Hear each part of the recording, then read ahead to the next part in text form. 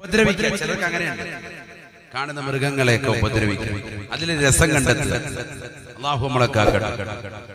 ഇതിനങ്ങനെ ചെയ്യുന്നത് അഹ്മദുൽ കബീർ റിഫായി തങ്ങൾ നാട്ടുകാരെ മുഴുവനും കല്ലെടുത്തോടിക്കുന്നതാകുന്ന, കുഷ്ഠരോഗം ബാധിച്ചതാകുന്ന, കണ്ടാൽ അറപ്പുളവാക്കുന്ന ഒരു നായയെ ബഹുമാനപ്പെട്ടവർ കണ്ടപ്പോൾ ജനങ്ങൾ മുഴുവനും ആട്ടി ഓടിക്കുന്നത് കാണാൻ ആ നായയെ പിടിച്ചു കൊണ്ടുവന്ന് ഒരു ടെന്റ് കെട്ടി, എന്നിട്ട് ആ ടെന്റിനുള്ളിൽ നായയ്ക്ക് വേണ്ടി താമസം ഒരുക്കുകയാണ്.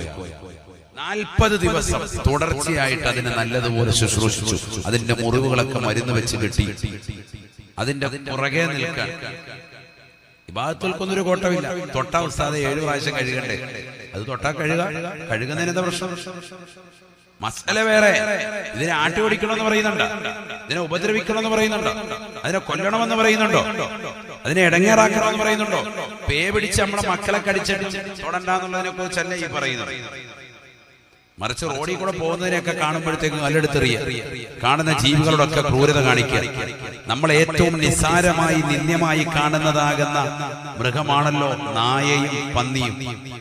എങ്കിൽ ആ 2 മുഗല്ലളായ അതിശക്തമായ നജസായി പണ്ഡിതന്മാർ രേഖപ്പെടുത്തി വെച്ചതാകുന്ന അതിലൊരു സാധനത്തെ അഹ്മദുൽ കബീർ റിഫായി തങ്ങൾ 40 ദിവസമേ കെട്ടിയിട്ട് അതിനെ ശുശ്രൂഷിക്കുക.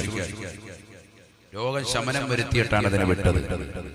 അവരൊക്കെയല്ലേ മഹാന്മാർ.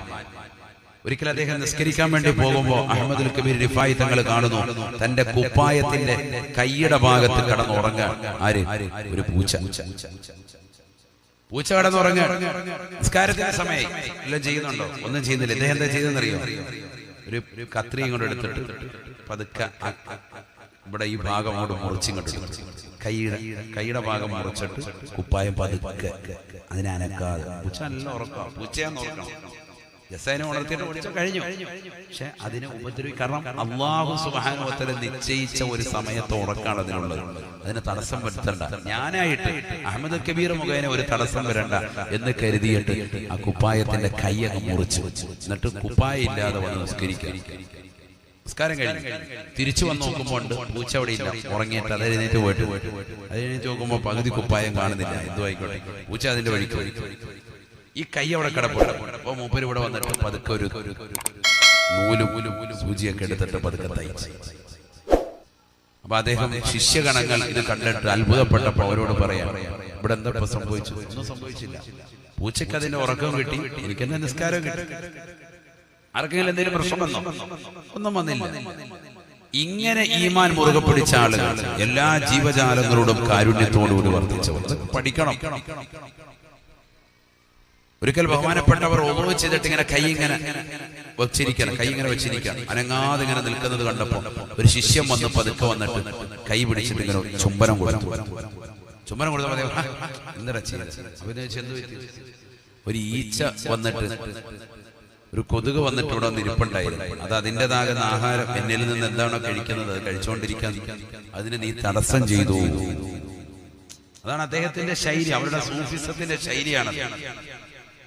ഇതൊക്കെ നമ്മൾ പഠിക്കണം. നമ്മൾ വീട്ടിൽ സ്വന്തം മക്കള് കരഞ്ഞാൽ പോലും ബഹളം വെക്കുന്നതാകുന്ന വാപ്പമാരുള്ള കാലഘട്ടം, അല്ലെ ഉമ്മ ഉള്ള കാലഘട്ടം. അപ്പൊ പിന്നെ ഇത്തരത്തിലുള്ള ജീവജാലങ്ങളുടെ കാര്യം പറയണം. നമ്മൾ സുഹൃതം ചെയ്യുന്നില്ലെന്ന് മാത്രമല്ല, സുഹൃതം ചെയ്യുന്നതിനെ വരെ നമ്മൾ തടസ്സപ്പെടുത്തുന്ന ആളുകളാണ്. അല്ലാഹു നമ്മളെ കാക്കട്ടെ. വിശന്ന് വലഞ്ഞതാകുന്ന ഒരു നായ നാക്ക് നീട്ടിയിട്ടിട്ട് മുന്നിൽ വന്നുകൊണ്ട് വിഷമം പറഞ്ഞപ്പോ അതിന്റെ ദുഃഖം നാക്കിലൂടെ പ്രകടിപ്പിച്ചത് കണ്ടപ്പോ